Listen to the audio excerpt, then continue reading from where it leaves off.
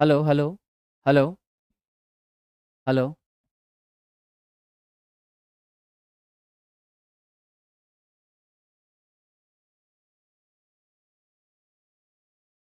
Hello, sound मिल रही है सभी छात्रों को? कमेंट करके बताइएगा। हेलो, आइए साथियों, साउंड है ना? चलिए, आइए हम लोग आज चर्चा करने वाले हैं। सबसे पहले हम चर्चा करने वाले हैं डीसी मशीन के पहले प्रश्न पर। ठीक है, हमारे डीसी मशीन का पहला प्रश्न देखिए क्या है। ठीक है, हमारे डीसी मशीन का पहला प्रश्न देखिए है, डैश और डैश लॉस को सामूहिक रूप से एस्ट्रे लॉस के बारे में जानते हैं।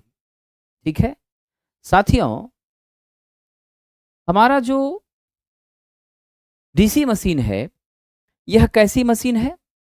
आप सब जानते हैं, एक रोटेटिंग मशीन है। कैसी मशीन है साहब? रोटेटिंग मशीन है। रोटेटिंग मशीन का क्या मतलब हुआ? इस मशीन में स्वाभाविक रूप से बाहर एक स्टेटर होगा और अंदर आपकी क्या होगी? रोटर। बाहर एक स्टेटर होगा, अंदर क्या होगी? रोटर होगी। ठीक है, और ये आपकी रोटर रोटेट करेगी, जो कि शाफ्ट के ऊपर असेंबल होगी। आपकी रोटर क्या होगी? शाफ्ट के ऊपर असेंबल की गई होगी, शाफ्ट के ऊपर लगाई गई होगी, और फिर आपका शाफ्ट जब रोटेट करता है तो हमारी रोटर भी रोटेट करेगी। क्लियर सी बात है?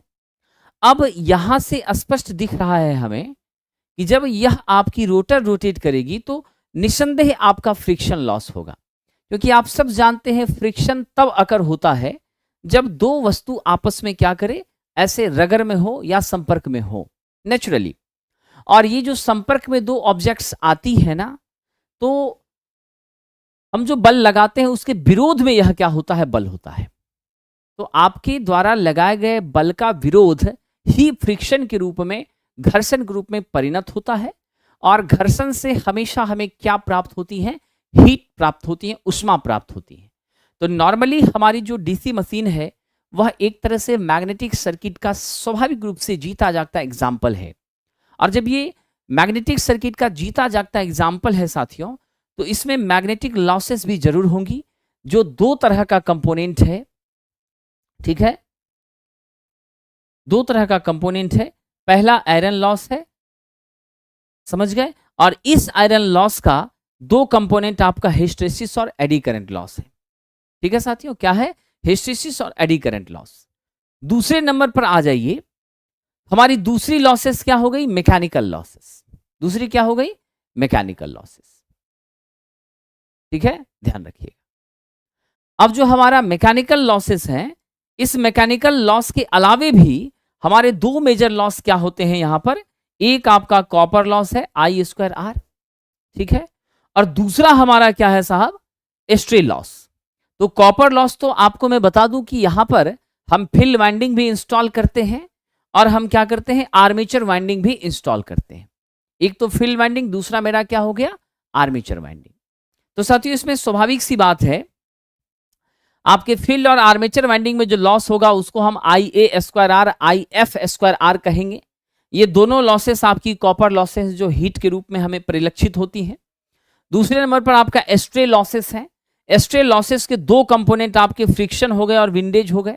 फ्रिक्शन तो आप नेचुरली समझ रहे हैं, और विंडेज होता है, मैंने चर्चा किया था, हमारा जो फैन है, पंखा है साथियों, ध्यान रखिएगा। तो हमारे पंखे में साहब आपकी डस्ट रहती है। दैट मीन्स आपका जो कमरा है, पंखा करता क्या है? हमारे कमरे के अंदर की हवा को सर्कुलेट कराता है। क्या कराता है? उस हवा को गति प्रदान करता है। और हमारे कमरे के अंदर की जो हवा है उसमें निश्चित रूप से साहब धूलकण वगैरह भी क्या है? लगे हुए हैं, अंदर में हैं, पार्टिकल्स हैं। और वो पार्टिकल्स धीरे धीरे धीरे धीरे जब उस रोटेटिंग ब्लेड के साथ टच में आते हैं, तो निश्चित रूप से आपकी लॉसेस अगर होती हैं, उसकी गति प्रभावित होती है, जिस गति को हम किस नाम से जानते हैं साहब? विंडेज लॉस के नाम से जानते हैं। ठीक है, तो ये हवा के अंदर मौजूद धूलकण के कारण हो रही हैं, इसलिए इसको विंडेज लॉस कहा। तो आपको पता चल गया कि हमारी एस्ट्रे लॉसेस के दो कंपोनेंट हैं, एक फ्रिक्शन लॉस, दूसरा क्या हो गया? Windage loss. तो स्वाभाविक सी बात है, right answer is option number C, friction और विंडेज लॉस को सामूहिक रूप से क्या कहते हैं? एस्ट्रे लॉस के रूप में जानते हैं। ठीक है, आइए अब अगले प्रश्न की ओर चलते हैं। ठीक है, बिल्कुल, निश्चित रूप से साथियों, सविता कुमारी 5 से 6 बजे बैच में आप थे और हमसे मिलना है। तो मैं आपको बता दूं, अगर आप मेरे 5 से 6 वाले इवनिंग के बैच में पढ़ते थे, आप मुझसे मिलना चाहती हैं, तो आप स्वाभाविक रूप से आ सकती हैं प्लेटफॉर्म बाय नवीन कुमार सिंह। कहाँ आ सकती हैं? Platform by Naveen Kumar Singh. ठीक है, प्लेटफॉर्म बाय नवीन कुमार सिंह, बाजार समिति मेन गेट, बाजार समिति मेन गेट वाला जो मेरा ब्रांच है, वहाँ पर 4 PM से 6 PM में आप आ सकती हैं और 4 से 6 PM में ट्रेड की क्लासेस वहाँ पर होती हैं। वहाँ आप आकर हमसे मिल सकती हैं। जो भी बच्चे हमसे पुराने बैच में पढ़ रहे थे, अगर उनका थोड़ा सा भी पोर्शन बचा रह गया है, पूरा नहीं हो पाया है, तो मैं फिर से सूचना देता हूँ, वो सभी छात्र जो बाजार समिति सेंटर पर मुझसे आके मिल सकते हैं, जो मुसल्लबपुर हाट द प्लेटफॉर्म में मुझसे पढ़ रहे थे, वो कहाँ आके मिल सकते हैं? बाजार समिति वाले ब्रांच में platform by Naveen Kumar Singh centre पर 4 से 6 PM में ट्रेड में वो आकर के अपना बचा पोर्शन कंप्लीट करके हमसे पढ़ सकते हैं। ठीक है, आइए, 26 वाला बैच ऐप पर नहीं चल रहा है साथियों। राजकिशोर वर्मा जी, 26 वाला बैच इलेक्ट्रिकल ग्रुप आज से स्टार्ट हो गया है। मैकेनिकल ग्रुप की क्लासेस कल 9 से 2 बजे के बीच होंगी। ठीक है, ध्यान रखिएगा। सभी छात्रों की रेगुलर क्लासेस जो 26 वाले बैच में थे, उनकी 27 से कल से ऑनलाइन ऑफलाइन स्वाभाविक रूप से क्लासेस आपकी सुबह 9 से 2 बजे के बीच होंगी। आइए आगे बढ़ते हैं साथियों, ये प्रश्न कंप्लीट है। अगला प्रश्न देखिए, कह रहा सिलिकॉन स्टील का प्रयोग डैश हानि को कम करने के लिए करते हैं। साहब, हमारा 2 तरह का लॉस आयरन लॉस के अंदर है। एक आपका हिस्टेरेसिस, दूसरा eddy current. Hysteresis loss KHF BM to the power 1.6 into भी, ये हमारा होता है। अब स्पष्ट सी बात है कि हमारी जो यह लॉसेस है, यहां भी आपका क्या है? वॉल्यूम है। क्या है साहब? आपका वॉल्यूम है, वॉल्यूम है, आयतन है। ठीक है ना, और BM आपका मैक्सिमम फ्लक्स डेंसिटी है। F आपकी क्या है साहब? फ्रीक्वेंसी है, इसमें कोई शक नहीं है। BM क्या है?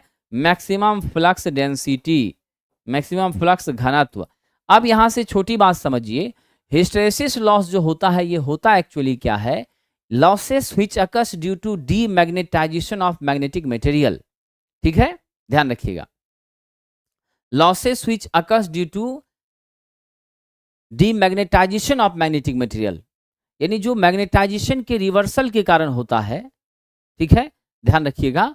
तो जो मैग्नेटाइजेशन के रिवर्सल के कारण लॉस होता है, सपोज कर लीजिए कोई चुंबकीय पदार्थ है, हमने उसको सप्लाई दिया तो क्या होती है? मैग्नेटिक फील्ड डेवलप करती है, मैग्नेटाइजेशन आपका अप लाइन में हुआ, लेकिन आपका जो था सिग्नल वो कैसा है? साइनोसॉइडल है। तो पॉजिटिव हाफ में तो ऊपर मैग्नेटाइजेशन, नेगेटिव हाफ में नीचे यानी डीमैग्नेटाइजेशन। तो ये बार बार मैग्नेटाइजेशन, फिर मैग्नेटाइजेशन, फिर डीमैग्नेटाइजेशन, ये जो बार बार रिवर्सल हो रहा है, जस्ट अपोजिट हो रहा है, यही रिवर्सल आपका क्या कहलाता है? यही रिवर्सल आपका साथियों कहलाता है हिस्टेरेसिस। और इस हिस्टेरेसिस से बचने के लिए हम लोग निश्चित रूप से अमित जी सिलिकॉन स्टील का यूज करते हैं, अच्छी क्वालिटी के मैग्नेटिक मटेरियल का यूज करते हैं, और इसी हिस्टेरेसिस को शैथिल्य हानि कहते हैं। साहब, भंवर धारा लॉस से बचने के लिए हम लोग थीन लैमिनेशन का यूज करते हैं। किसका यूज करते हैं? थीन लैमिनेशन का यूज करते हैं। आप जानते हैं हमारा 2 तरह का मैग्नेटिक मटेरियल होता है, एक हार्ड मैग्नेटिक मटेरियल, एक सॉफ्ट मैग्नेटिक मटेरियल। तो साथियों, मेरा जो हार्ड मैग्नेटिक मटेरियल है और सॉफ्ट मैग्नेटिक मटेरियल है, ध्यान रखिएगा, यहां पर गौर कीजिएगा साहब। आपका जो ये है, ये किसका है? एग्जाम्पल सॉफ्ट मैग्नेटिक मटेरियल का है। सॉफ्ट मैग्नेटिक मटेरियल जो हमारी हैं, आपको मैं बता दूं, उसके अंदर आप क्या देख रहे हैं? इधर आपका H है, इधर B है, ये BH कर्व है, और ये उसकी एरिया है। दोस्तों ध्यान दीजिएगा, ये BH कर्व की क्या है? एरिया है।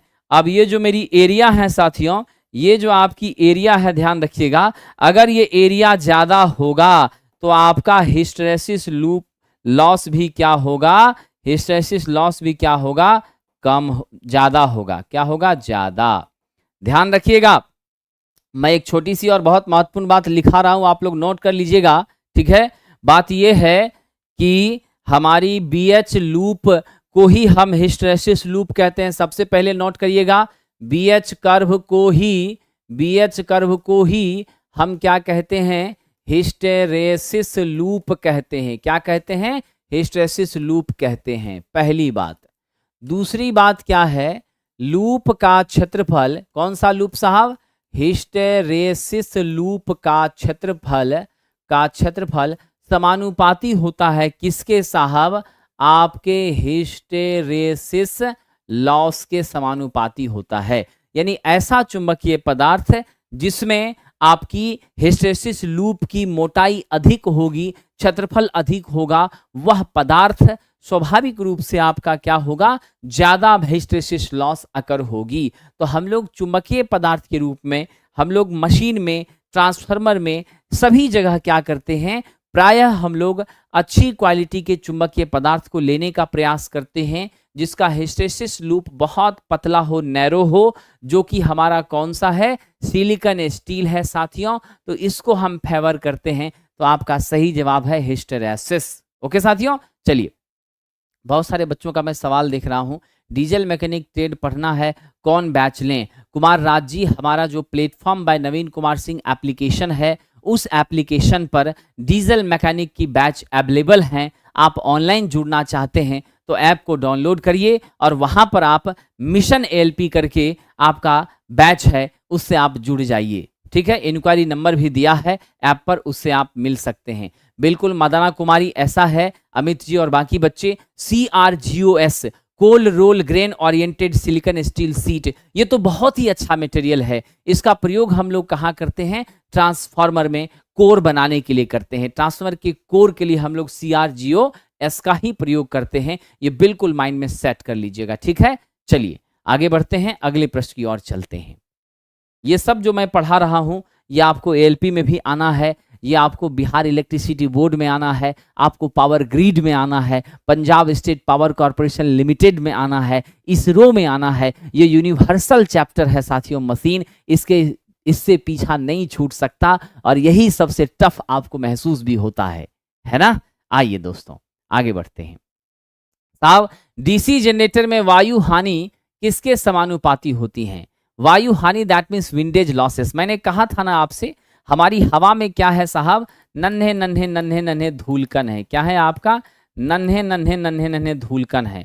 और ये जो हमारे धूलकण हैं, ध्यान दीजिएगा, ये जो हमारा धूलकण है, ये धूलकण क्या करता है? स्वाभाविक रूप से आपका जो रोटेटिंग पार्ट्स है हमारे मशीन का, उस रोटेटिंग पार्ट्स के साथ जब ये अटैच होता है तो स्वाभाविक एक नेचुरल फ्रिक्शन क्रिएट होती है, उसकी स्पीड स्लोअर होती है, प्रभाव इससे पड़ता है। तो जो हवाओं के इस धूलकणों के साथ जो संघर्ष करना पड़ता है हमारे रोटर के सेक्शंस को, हमारे ब्लेड्स को, उसकी जितनी भी एक्सेसरीज हैं रोटेटिंग पार्ट्स की, उसको, वो सब किसके अंदर कंसीडर आती हैं साहब? विंडेज लॉसेस के अंदर आती हैं। तो मेरा जो सवाल है, उस सवाल का सही उत्तर क्या हो जाएगा साहब? ये जो वायु हानि होती है वो आर्मेचर की गति के वर्ग का समानुपाती होती है। जितना ज्यादा स्पीड आपका होगा, मेरा लॉस उतना ज्यादा होगा, उतनी ज्यादा होगी। बिल्कुल सही कहा बच्चों आपने। राइट आंसर क्या हो जाएगा? Windage loss. ध्यान रखिएगा, विंडेज लॉस समानुपाती है साहब हमारे स्पीड के स्क्वायर के। और ये आपका मशीन कौन सा है? DC generator. इसीलिए N किसकी गति होगी? आर्मेचर की गति होगी। क्यों कहेंगे आर्मेचर की गति? ऐसा इसीलिए कहेंगे कि इसका रोटर जो होता है वह समान रूप से आपका क्या होता है? आर्मेचर होता है। समझ गए? इसी कारण से स्पीड ऑफ रोटर को हम N से सूचित करते हैं। दो छोटी बात याद रखना। क्या याद रखना साथियों? कि हमारे ट्रांसफार्मर में अगर हम N बोलें, ट्रांसफार्मर अगर हमारे पास है और वहां हम कहते हैं N, तो N आपका नंबर ऑफ टर्न्स होता है। N आपका क्या होता है? नंबर ऑफ टर्न्स होता है। लेकिन इसी जगह अगर हम किसी रोटेटिंग मशीन में, ध्यान रखिएगा, ट्रांसफार्मर भी आपका मशीन है लेकिन वो स्टैटिक मशीन है। किसी रोटेटिंग मशीन में अगर हम N बोलें तो यह क्या होती हैं? स्पीड को व्यक्त करती हैं। ये N क्या करती हैं? स्पीड को व्यक्त करती हैं, ये ध्यान दीजिएगा। ठीक है साहब, ये एन क्या करती हैं, स्पीड को व्यक्त करती हैं। कंसेप्ट क्लियर, आगे बढ़ें। चलिए, चौहान साहब भी हमारे साथ जुड़े हैं, विनय सिंह जी ने भी बहुत अच्छा जवाब दिया, पटेल साहब ने भी काफी सही जवाब दिया है। ठीक है, महात्मा जी भी हैं हमारे साथ, उन्होंने भी सही जवाब दिया है, बहुत अच्छी है। राजू जी का भी जवाब सही है, लक्ष्मी कुमारी का भी जवाब सही है, सुमंत कुमार भी सही, नीतीश जी भी आ गए हैं। चलिए, बहुत अच्छा, आपका स्वागत है नीतीश जी। तो सभी लोगों का क्या है, जवाब एकदम सही है और बड़ा ही अच्छा प्रश्न है साथियों, आप लोग ध्यान रखिएगा। प्रिय साथियों, अगर आप सब लोग मिशन एलपी के मोड में आ चुके हैं, मन बना लिए हैं कि इस बार असिस्टेंट लोको पायलट को हमको छोड़ना नहीं है, बन के रहना है, 5 साल का इंतजार किया है इसको पाने के लिए, अब सुगबुगाहट हुई है, आने वाली वैकेंसी है, आप चाहते हैं अपनी तैयारी जोरदार करना, तो निश्चित रूप से आप हमसे जुड़ सकते हैं। साथियों, लिमिटेड पीरियड के लिए हम ऑफर दिया है हमने, और मात्र 499 रुपए में साथियों, ओनली 499 रुपीज में ऑनलाइन में साहब हमारी बैचेज जो हैं आपकी आरंभ हुई हैं। ये बैचेज आपको मिलेंगी ऑनलाइन में platform by Naveen Kumar Singh centre पर। आप देखेंगे mission ALP tech 2024 electrical group, यानी वायरमैन ट्रेड है, इलेक्ट्रीशियन ट्रेड है, आपका निश्चित रूप से साहब इंस्ट्रूमेंट मैकेनिक ट्रेड है, या फिर आपका आर्मेचर वाइंडर ट्रेड है, बीटेक डिप्लोमा आप इलेक्ट्रिकल इंजीनियरिंग से हैं, तो सेम यही सिलेबस आपको पूछना है। और यहां CBT 1 CBT 2 दोनों को लेकर हम आगे बढ़ेंगे। ठीक है, आपको यहां पर साहब क्लासेस होंगी मैथ की, रीजनिंग की, साइंस में फिजिक्स, केमिस्ट्री, बायोलॉजी की, साथ ही साथ आपको बेसिक साइंस, इंजीनियरिंग, ड्राइंग की, और आपका ट्रेड भी, ये टोटल की क्लासेस साथियों होंगी। तो आप हमसे जुड़ सकते हैं ऑनलाइन में मात्र 499 और ऑफलाइन में लिमिटेड पीरियड के लिए 5000। ये ध्यान रखिएगा। तो आप बेहिचक जुड़िए और अपनी तैयारी को मजबूत करिए, रिवाइज करिए, प्रैक्टिस करिए साहब, और एक्यूरेसी को बढ़ाइए। आइए, अगला प्रश्न है, निम्नलिखित में से कौन परिवर्ती हानियां हैं, वेरिएबल लॉसेस हैं, ऐसी लॉसेस जो आपके लोड पर निर्भर करती हैं। क्या करती हैं, लोड पर निर्भर करती हैं। मतलब स्पष्ट है, अगर आपका लोड बदलता है तो हमारी लॉसेस भी बदलती हैं, वो लॉसेस आपकी वेरिएबल लॉसेस कहलाती हैं। दोस्तों ध्यान रखना, कोर लॉस जो होता है इसे हम पीआई से सूचित करते हैं, ये पीएच प्लस पी होता है, और ये आपकी ऑलवेज कांस्टेंट होती हैं, इसका लोड से कोई लेना देना नहीं होता है साथियों। और इसी का दूसरा भाग था आपका हिस्टैरिसीस और एडी, ये दोनों भी आपका कैसा है, कांस्टेंट ही है। सिर्फ और सिर्फ कौन बच गया मेरा, armature copper loss. Armature copper loss को हम व्यक्त करते हैं IA स्क्वायर RA से। दोस्तों आप जानते हो यहाँ IA आपकी क्या है, आर्मेचर करंट, IA आपकी क्या है साहब, आर्मेचर करंट है, RA आपकी क्या है साहब, आर्मेचर प्रतिरोध है। RA क्या है आपका, आर्मेचर प्रतिरोध है। विद्वानों ध्यान रखिएगा, ये IA स्क्वायर RA स्वाभाविक सी बात है हमारे लोड के बिहाफ में परिवर्तित होती हैं। अगर नो लोड हो तो आर्मेचर करंट का मान 0 हो जाता है। ध्यान रखिएगा अमित जी, अगर क्या हो, अगर नो लोड हो तो वैसी परिस्थिति में मेरे आर्मेचर करंट का मान 0 होता है। इस केस में आपका कॉपर लॉस भी 0 हो जाएगा। लेकिन लोड जैसे बढ़ता है हमारी आर्मेचर करंट बढ़ने लगती हैं, आर्मेचर करंट जैसे बढ़ती हैं तो ये तो आपका आर्मेचर करंट की वजह से जो लॉस है वो तो हो ही रहा है, साथ ही साथ आपका क्या बढ़ जाता है, आपकी साथियों ध्यान रखना, हमारी आर्मेचर रिएक्शन भी बढ़ जाती है। क्या बढ़ जाती है, आर्मेचर रिएक्शन बढ़ जाती है। कितने लोगों को याद है आर्मेचर रिएक्शन किसे कहते हैं, कितने बच्चों को याद है, कमेंट करके बताइए तो। What do you mean by armature reaction. ठीक है, आर्मेचर रिएक्शन जो होती हैं वो सामान्य रूप से क्या होती हैं, आर्मेचर में उत्पन्न फ्लक्स का, ध्यान देना, आर्मेचर में उत्पन्न फ्लक्स का जो प्रभाव हमारे मुख्य फ्लक्स पर होता है, मेन पोल के फ्लक्स पर होता है, उसी को हम आर्मेचर रिएक्शन कहते हैं। ठीक है, और ये आर्मेचर की फ्लक्स हमारे मेन पोल की फ्लक्स को दो तरह का नुकसान पहुंचाती हैं। एक, या तो उसको क्या करती हैं साहब, या तो क्या करती हैं, ध्यान रखिएगा, रास्ते से भटका देती हैं, क्रॉस मैग्नेटाइज कर देती हैं। हमारी मेन फ्लक्स जिसको ऊपर से नीचे आना था उसको दायां या बायां तरफ भेज देती हैं, जिससे भी आपका क्या होता है, हमारे यूनिफॉर्म फ्लक्स का डिस्ट्रीब्यूशन नहीं होता है। और दूसरा क्या करती है, जस्ट उसके अपोजिट में जाती हैं, यानी उस आ रही मैग्नेटिक फील्ड को, उस फ्लक्स को कमजोर बनाने का काम करती हैं, जिसे डीमैग्नेटाइजेशन कहते हैं। तो जीवन भर याद रखना, दो तरह का हमारा आर्मेचर लॉसेस होता है, दैट मीन्स आर्मेचर रिएक्शंस होती हैं। इसका पहला क्या है, क्रॉस मैग्नेटाइजिंग आर्मेचर रिएक्शन, और दूसरा क्या है आपका डीमैग्नेटाइजिंग आर्मेचर रिएक्शन। यहां से गूढ़ बात बता रहा हूं, बहुत अंदर की बात, वो मैं बता देता हूं आपको। वो क्या है साथियों, हमारी जो डीमैग्नेटाइजिंग आर्मेचर रिएक्शन है, डीमैग्नेटाइजिंग आर्मेचर रिएक्शन, ये कहां पर होता है, इसका प्रभाव किसे झेलना पड़ता है? इसका प्रभाव झेलता है लोकल कंडक्टर। कौन झेलता है? Local conductor. ये वो कंडक्टर होता है जो मैग्नेटिक न्यूट्रल एक्सिस के बिल्कुल करीब होता है। किसके करीब होता है? मैग्नेटिक न्यूट्रल एक्सिस के करीब होता है, ठीक है। लेकिन इसके अलावे जितने भी कंडक्टर होते हैं रेस्ट दूसरे वाले, वो सभी कंडक्टर आपके जो हैं वहां पर क्रॉस मैग्नेटाइजिंग इफेक्ट होता है, ठीक है। तो मेरा राइट आंसर क्या हो गया साथियों? आर्मेचर ताम्र हानि, ये आपकी परिवर्ती हानि है, ठीक है। ओके, तो मैं छोटी छोटी बातें जो बीच में बता रहा हूं ना, उसे आप नोट करना, एग्जाम में क्वेश्चन के रूप में गारंटी के साथ वो आएगा और वो आपके टफेस्ट क्वेश्चन में से गिना जाएगा। आइए, बड़ा अच्छा प्रश्न है, कह रहा है एक चतुर्ध्रुवीय जनित्र, यानी आपके पास पोल का मात्रा कितना दे दिया? 4 दे दिया। तरंग कुंडली आर्मेचर घुमावदार है, यानी आपका तरंग कुंडली है, दैट मीन्स वेव वाइंडिंग है। वेव वाइंडिंग है तो पैरेलल पाथ ए बराबर 2 ही होगा, ठीक है। नंबर ऑफ स्लॉट्स कितने हैं? 51, यानी नंबर ऑफ स्लॉट्स देख लीजिए, आपका स्लॉट्स की संख्या, खांचों की संख्या 51 साहब। उसके बाद कह रहा है कंडक्टर कितना है, तो number of conductor each slot, यानी प्रति स्लॉट चालक क्या है साहब? आप ध्यान रखिएगा, प्रति स्लॉट चालक की संख्या, चालक की संख्या, ये इसने कितना दे दिया? 20 दे दिया। और क्या कह रहा है साहब?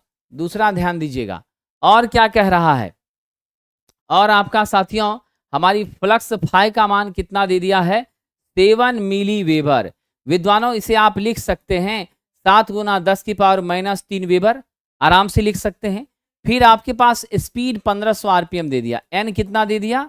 1500 आरपीएम। यहां पर तो याद है ना, ये एन मेरी स्पीड होती है, मैंने आपसे कह दिया है ट्रांसफार्मर में एन हमारी क्या होती है? In case of transformer N आपकी नंबर ऑफ टर्न्स होती हैं, but in case of DC machine, otherwise any rotating machine, हमारी एन क्या होती है? स्पीड होती है, ठीक है।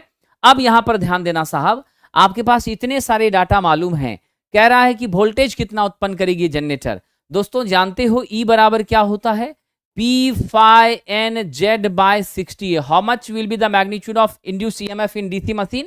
Dear friend, इसका मैग्नीट्यूड होता है E बराबर P phi n Z by 60A। अब सबके मान को आप रखिए, P कितना है हमारे पास? 4 है। फ्लक्स कितनी है? 7 × 10 के पावर -3 है। हमारा स्पीड कितना है साथियों? 1500 है। मेरा साहब नंबर ऑफ कंडक्टर कैसे निकलेगा? जब हमारे पास टोटल 51 खांचे हैं और हर एक खांचे में 20 कंडक्टर है, तो टोटल कितने हो जाएंगे? 51 × 20 सामान्य रूप से, तो आप यहां 51 × 20 करिए। आफ्टर दैट नीचे आप 60, ए का मान कितना है? वेव है तो 2 है, लैप रहता तो हम पोल के बराबर करते। अब इसे आप सिंप्लीफाई करिए, फटाफट करके बताइए, हम अपने आंसर के करीब हैं, जल्दी से करके बताइए क्या होगा सही उत्तर साथियों। 357 क्या होता है? ये 357 होगा कि 375 होगा? ये दोनों में से क्या होगा? बताओ जल्दी विद्यार्थी जी। राइट आंसर होगा 357 वोल्ट। अब देखिए तो ऑप्शन में कहीं पर है क्या? 278 है, 168 है, 188 है, 178 है, किसी ऑप्शन में ये नहीं है, ठीक है। तो ऐसी परिस्थिति में हम लोग ऑप्शन नंबर डी को करते हैं चेंज, और इसका मान हो जाएगा 357 वोल्ट, और इसको हम सही कंसीडर कर लेंगे, ठीक है ना। Right answer is 357। चलिए, बहुत अच्छा अमित कुमार जी। आइए आगे बढ़ते हैं। इस क्वेश्चन को आप लोग जरूर लिख लीजिएगा और लिख करके इसको सॉल्व भी कॉपी पर करिएगा, काफी इंपॉर्टेंट क्वेश्चन में से ये गिना जाएगा। चलिए, बिल्कुल सही कहा साथियों, लैप वाइंडिंग अगर होगी तो हमारे पैरेलल पाथ की संख्या ए बराबर पोल होगी। 2 गलत आपने लिखा है महात्मा जी, क्या होगी? पोल। आइए साथियों, मैं आपके कंफ्यूजन को क्लियर ही कर देता हूं। जीवन भर याद रखना, लैप वाइंडिंग होगी तो मेरे पैरेलल पाथ की संख्या ए बराबर पी होगी। अगर वेव वाइंडिंग होगी तो ध्यान रखना हमारे पैरेलल पाथ ए की संख्या 2 के ही बराबर होगी। अगर यहीं पर मैं फिर से आपको बता दूं, सिंपलेक्स लैप होगा जी, तो क्या होगा, ए बराबर पी। साहब यहीं पर देखिए, डुप्लेक्स लैप होगा तो क्या होगा, ए बराबर 2p। साहब यहीं पर ट्रिप्लेक्स लैप होगा तो क्या होगा, ए बराबर 3p। साहब यहीं पर क्वाडरप्लेक्स लैप होगा तो क्या होगा जी, ए बराबर 4p हो जाएगा। इसको एकदम आप लोग नोट कर लीजिए अपनी कॉपी में। उसके बाद साहब अगर यहीं पर वेव वाइंडिंग होगी तो वेव वाइंडिंग के लिए साहब आप जानते हैं ए हमेशा 2 होता है। सिंपलेक्स होगा तो सिंपलेक्स वेव के लिए भी ए बराबर 2। लेकिन साहब अगर डुप्लेक्स हो गया तो क्या हो जाएगा, ए बराबर, ध्यान दीजिएगा, 2 गुना 2 यानी 4। साहब अगर यही ट्रिप्लेक्स हो गया तो क्या हो जाएगा, यहां पर ए बराबर आपको 3 इंटू 2 बराबर 6। फिर यहाँ क्वाडर प्लेक्स हो गया तो क्या हो जाएगा, ए बराबर 4 गुना 2 यानी आपका 8 हो जाएगा। इस तरीके से होता है, क्वेश्चन कई बार यहां से पूछा जाता है। तो इसमें आप देख लीजिए, ये आपकी जानकारी के लिए मैंने बताया। हमारा प्रश्न कह रहा है डीसी जनरेटर का काम क्या है, डैश के उत्पादन के सिद्धांत पे काम करता है। तो देखिए आपका डीसी जनरेटर, यहां हमने परमानेंट मैग्नेट लिया है, अस्थिर चुंबकीय क्षेत्र यहां पर आप उत्पन्न कर रहे हैं, और अस्थिर चुंबकीय क्षेत्र के बीच में आप क्या कर रहे हैं साहब, कंडक्टर को रोटेट करा रहे हैं। क्या कर रहे हैं, कंडक्टर को रोटेट करा रहे हैं। तो फैराडे साहब ने तो कहा ही था, अगर स्टेशनरी मैग्नेटिक फील्ड के बीच में रोटेटिंग कंडक्टर को प्लेस किया जाए तो वह घूमता हुआ कंडक्टर हमारे उस अस्थिर फ्लक्स को काटता है, और जब ये अस्थिर फ्लक्स को काटता है तो क्या उत्पन्न होती है साहब, ईएमएफ उत्पन्न होती हैं। और ये जो ईएमएफ उत्पन्न होती हैं उसका स्वभाव कैसा होता है, अल्टरनेटिंग होता है, साइनोसॉइडल होता है। लेकिन उस अल्टरनेटिंग ईएमएफ को हम कम्यूटेटर की मदद से वापस डीसी में बदल पाते हैं। ये स्टेटमेंट साहब हम किसने दिया था, फैराडे के लॉ से, फैराडे के इलेक्ट्रोमैग्नेटिक इंडक्शन से हमने प्राप्त किया था। तो स्पष्ट है आपका जो यहां ईएमएफ उत्पन्न हो रहा है, उस ईएमएफ में वो ताकत है कि वो किसी चालक तार से होकर धारा का प्रवाह करा सके, क्या कर सके, आपके करंट को कंडक्ट करा सके। इसीलिए साथियों याद रखना, the capability of induced EMF which able to passes the current through any type of conductors from one into another end, यानी वो ईएमएफ, वो उत्पन्न ईएमएफ जिसमें वो क्षमता होती है कि हमारे कंडक्टर के एक सिरे से दूसरे सिरे तक आराम से करंट को प्रवाहित करा दे, इलेक्ट्रॉन्स को फ्लो करा दे, उसे हम डायनामिकली इंड्यूस्ड ईएमएफ कहते हैं। क्या कहते हैं साहब, dynamically induced EMF. So the right answer is option number D, गतिज प्रेरित ईएमएफ। और यही ईएमएफ के वजह से आप अपने घरों में पंखा, बिजली का इस्तेमाल करते हैं, फैन चलाते हैं, आप रेफ्रिजरेटर को ऑपरेट करते हैं, डिफरेंट जितने भी ऑपरेटर्स हैं उन सारे ऑपरेटर्स को आप चला पाते हैं, ये ध्यान रखिएगा। ठीक है साथियों, अब आइए जरा हम लोग अगले प्रश्न की ओर चलते हैं, देखते हैं हमारा अगला प्रश्न क्या है। ठीक है ना, देखिए जरा सा हमारा नेक्स्ट क्वेश्चन क्या है, बड़ा अच्छा प्रश्न। हमारा अगला प्रश्न है, एक डीसी मशीन में डमी क्वाइल क्यों प्रयोग की जाती है। डमी शब्द से बड़ा अच्छा यहाँ पर मुझे याद आया कि एक समय हुआ करता था जब आप लोग ये ऑनलाइन मार्केटिंग नहीं करते थे, आप दुकान में जाते थे मोबाइल खरीदने के लिए, और उस सभी दुकान में डमी सेट सामने लगा होता था। दुकानदार डब्बे को खोल करके आपको नहीं दिखाता था, जब आप ले लेते थे, बिल पे कर देते थे, फिर वो डब्बा खोलता था। उससे पहले वो दिखता कैसा है, कैसे उसकी क्या अरेंजमेंट है, सबका डमी वहाँ लगा के रखता था। ठीक है ना, और फिर उस डमी के हिसाब से आपको अंदाजा आता था कि हाँ ये साइज है, ये शेप है, ऐसा दिख रहा है, ये सब आप समझ पाते थे। ठीक वैसा ही इसका है, मतलब साहब इस डमी क्वाइल से होकर हमारी कोई भी मैग्नेटाइजेशन नहीं होती है, किसी भी तरह के चुंबकीय क्षेत्र का यह विकास नहीं कर पाता है। ध्यान रखिएगा, ये जो आपकी डीसी मशीन है, ये डमी क्वाइल का इस्तेमाल क्या होता है, मैकेनिकल बैलेंस बनाने के लिए। ऑलवेज याद रखना, हमारी इस डमी क्वाइल का क्या प्रयोग है, मैकेनिकल बैलेंस बनाना। क्या इसका प्रयोग है साथियों, मैकेनिकल बैलेंस बनाना। और ये मैकेनिकल बैलेंस बनाती हैं, इसमें कोई शक नहीं है, बट इससे बिल्कुल चुंबकीय क्षेत्र का विकास नहीं होता, इससे एकदम करंट पास नहीं करती, नहीं फ्लक्स एसोसिएट करती हैं। इसका रोल सिर्फ इतना है कि हमारे बाकी कंडक्टर्स को ये सपोर्ट प्रदान करे, उसको सहयोग प्रदान करे। यानी स्पष्ट रूप से साथियों आप क्या जवाब देंगे? आर्मेचर में मैकेनिकल बैलेंस बनाने के लिए हम डमी कॉइल का इस्तेमाल करते हैं। यह आर्मेचर प्रतिक्रिया को खत्म नहीं करता, ये वाइब्रेशन को खत्म नहीं करता, ये वोल्टेज को खत्म नहीं करता साहब, ये सिर्फ और सिर्फ क्या करता है? It only creates the balance that respective to the armature windings, armature conductors. तो आप ध्यान रखिएगा, आर्मेचर कंडक्टर्स के बिहाफ में यह उसको बैलेंस रखता है ताकि हमारी आर्मेचर कंडक्टर्स आपके रोटर के स्लॉट से बाहर ना निकल सके, उन खांचों से वो बाहर ना जा सके। So the right answer is which one? Option number A, create a mechanical balance in armature. Okay dear friend, चलिए अगला प्रश्न हम लोग देखते हैं। दीपक यक्ष साहब, निश्चित रूप से यह क्लासेस बिल्कुल डेली चलती हैं और मंडे टू फ्राइडे में चलती हैं 12 से 1 के बीच में, और सप्ताह के 3 दिन मैंने आपसे कहा था कि मैं ट्रेड के प्रश्नों को लेकर आपके बीच रहूंगा, और जो आखिरी हमारा थर्सडे एंड फ्राइडे होगा उसमें मैं साथियों स्वाभाविक रूप से आपका CBT 2 में जो बेसिक साइंस और इंजीनियरिंग ड्राइंग के प्रश्न हैं प्रीवियस, उसे लेकर मैं आपके बीच उपस्थित रहूंगा। तो आप सब लोग उन प्रश्नों का प्रैक्टिस करें और मेहनत करें। आइए हम अगले प्रश्न की ओर चलते हैं। कह रहा है डैश में श्रेणी और शंट क्षेत्र फ्लक्स का उत्पादन करते हैं जो समान दिशा में कार्य करती है। सबसे पहले तो आप जानते हैं, ठीक है, सबसे पहले तो आप जानते हैं डैम्पर वाइंडिंग आर्मेचर रिएक्शन कम करता है। डैम्पर नहीं, आप फिर यहाँ थोड़ा सा मिस कर गए। हमारा डैम्पर वाइंडिंग हंटिंग को कम करता है, और उसका इस्तेमाल कहाँ करते हैं अमित जी? उसका इस्तेमाल करते हैं हम अल्टरनेटर और सिंक्रोनस मशीन में, सिंक्रोनस मोटर में, ठीक है। यहाँ पर कंपनसेटिंग वाइंडिंग होती है। क्या होती हैं?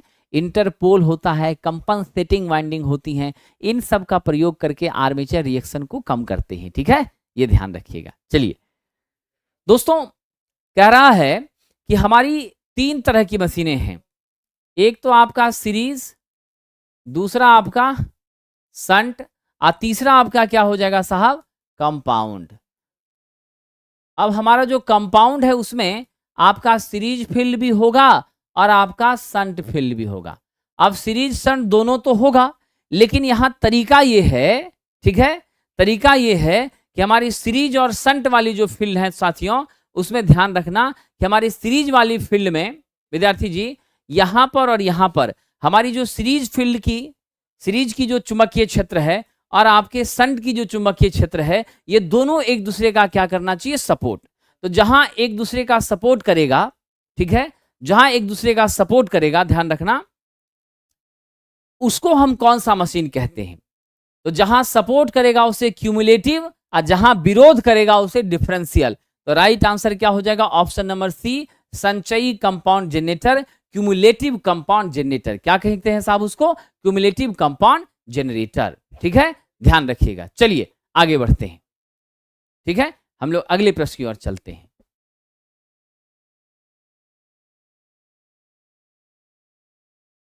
सभी साथियों, आपको मैं एक छोटी सी जानकारी दे देता हूं।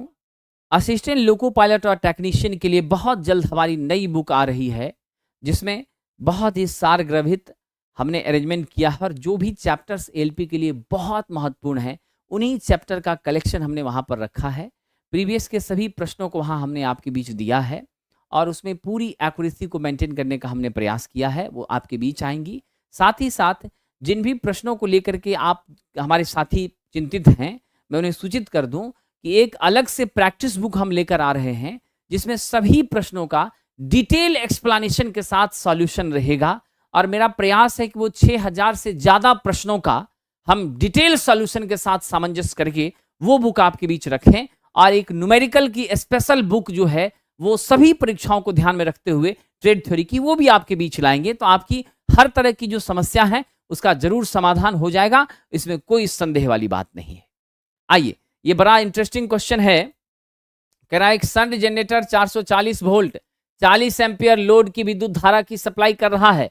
शंट प्रतिरोध 220 ओम है, आर्मेचर प्रतिरोध 0.8 ओम है। आर्मेचर विद्युत धारा का मान क्या होगा? यानी आपसे IA पूछ रहा है कितना होगा, और कैसी जनरेटर है आपकी, संट जनरेटर है। जल्दी से देखिए, हमारे पास वोल्टेज का मान है 440 वोल्ट, 40 एम्पियर का लोड करंट है, यानी आपका IL कितना है साथियों, 40 एम्पियर। संट रजिस्टर RSH कितना है, 220 ओम, और आपके पास आर्मेचर का रेजिस्टेंस कितना है, 0.8 ओम। तो ये हमारे अलग अलग क्या हैं, डाटा यहां पर दिए गए हैं।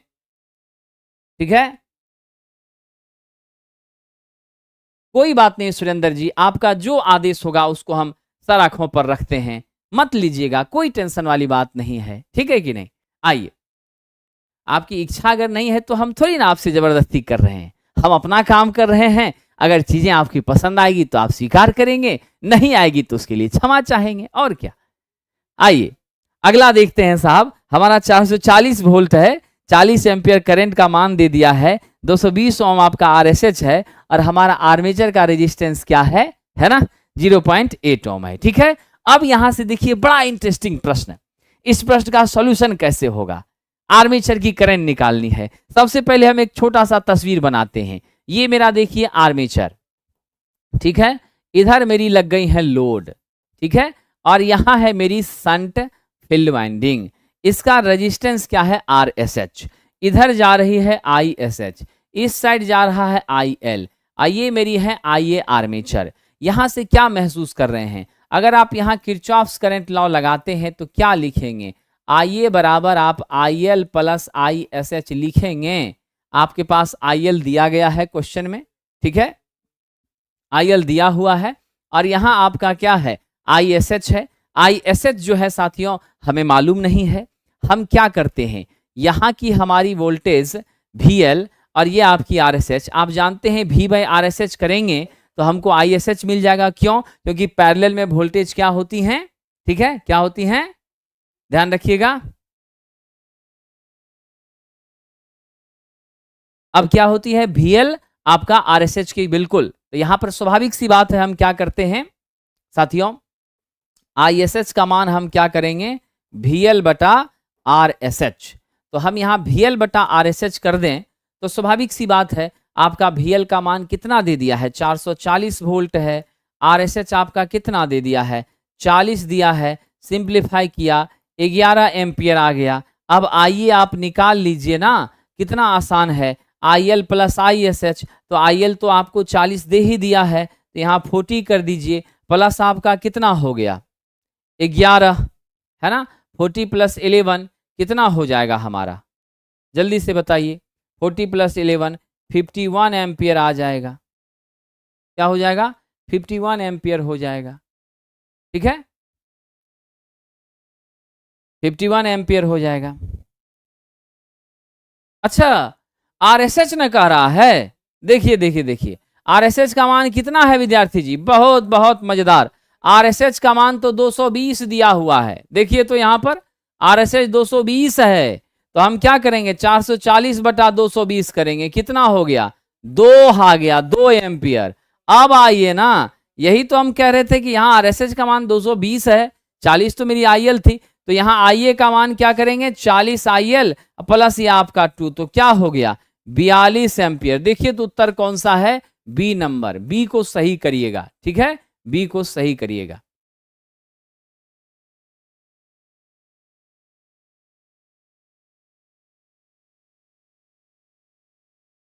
हमारे शंट मोटर में IL और ISH का मान कभी समान नहीं होता है।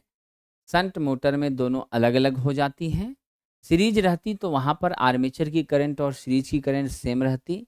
हाँ, शंट में हमारा वोल्टेज जरूर आपके शंट की वाइंडिंग के रिस्पेक्ट में क्या होता है, सिमिलर होता है, इसमें कोई शक नहीं है। ठीक है, चलिए अब यहाँ से ध्यान दीजिएगा अगला प्रश्न। अगले प्रश्न की ओर बढ़ने से पहले हम आपको बता दें, असिस्टेंट लोको पायलट के लिए हमारी टेस्ट सीरीज जो है वो आपको उपलब्ध है प्लेटफॉर्म ऑनलाइन टेस्ट एप्लीकेशन पे। कौन सा ऐप है हमारा, प्लेटफॉर्म ऑनलाइन टेस्ट। तो जितनी भी टेस्ट है हमारी सब इसी पर उपलब्ध होंगी। तो आप हमारे इस ऐप को डाउनलोड करके आप ALP के लिए स्पेशल इलेक्ट्रीशियन ट्रेड का टेस्ट उससे आप जुड़ सकते हैं। ठीक है, ध्यान रखिएगा। आगे बढ़ते हैं। साहब जी, निम्नलिखित में से किस कम्यूटेशन विधि में इंटरपोल का प्रयोग किया जाता है जिसके कारण ब्रशों को घूर्णन की दिशा में अग्रवर्ती होने की आवश्यकता नहीं होती है? बड़ा अच्छा प्रश्न है। कम्यूटेशन विधि में इंटरपोल का हम लोग प्रयोग करते हैं, बात सही है। देखिए कौन इंटरपोल है, ये मेन पोल, ये मेन पोल, ये मेन पोल, ये मेन पोल। मेन पोल के बीच में ये छोटा लाल लाल लाल लाल जो पोल है, यह लाल वाला पोल मेरा क्या है साहब? इंटरपोल है। ये लाल वाला क्या है? हमारा इंटरपोल है। ठीक है, अब इसमें क्या है, इस लाल लाल वाले में क्या है साहब? इंटरपोल। दो मेन पोल के बीच यहां पर पतली सी वाइंडिंग करते हैं और उस वाइंडिंग के टर्मिनल को किससे जोड़ते हैं? आर्मेचर की वाइंडिंग से। ऐसा करने से क्या होता है? ठीक है, ध्यान रखिएगा। अब इसमें ऐसा है कि इस चारों के माध्यम से जो मेरा आर्मेचर जुड़ा हुआ है, तो अब आर्मेचर की वाइंडिंग को जो हम अटैच करते हैं तो आपका स्वाभाविक रूप से हमारे आर्मेचर के रिस्पेक्ट में रेजिस्टेंस की वृद्धि होती है। और यहां पर साथियों स्वाभाविक सी बात है, आपका क्या होता है? डेफिनेटली। ठीक है,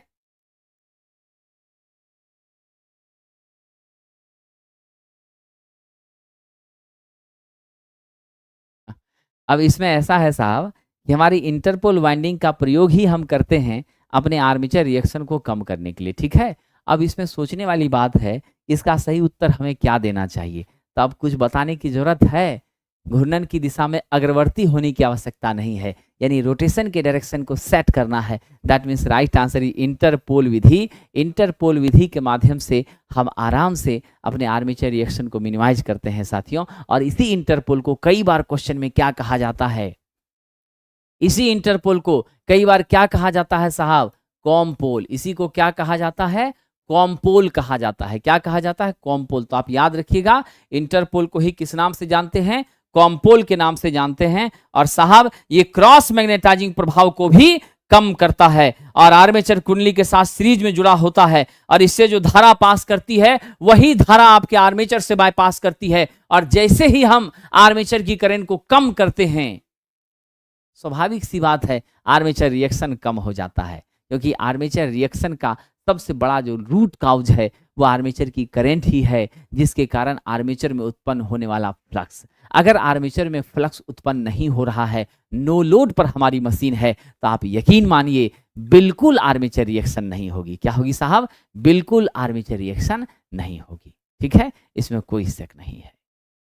ठीक है, आइए चलिए, बहुत बहुत धन्यवाद साथियों। आज हम लोग यहीं रुकते हैं, कल फिर इसके अगले प्रश्न की ओर बढ़ेंगे। और जो पीडीएफ है इस क्लास का, जो आपको क्वेश्चन का पीडीएफ है, वो आपको Telegram channel platform by Naveen Kumar Singh पर मिलेगा। वहां जुड़ करके आप इस पीडीएफ को प्राप्त कर सकते हैं। ठीक है, आज के लिए इतना ही। कल फिर मिलते हैं। आपके उज्जवल भविष्य की शुभकामनाओं के साथ आपसे विदा लेता हूं। बहुत बहुत धन्यवाद। ठीक है।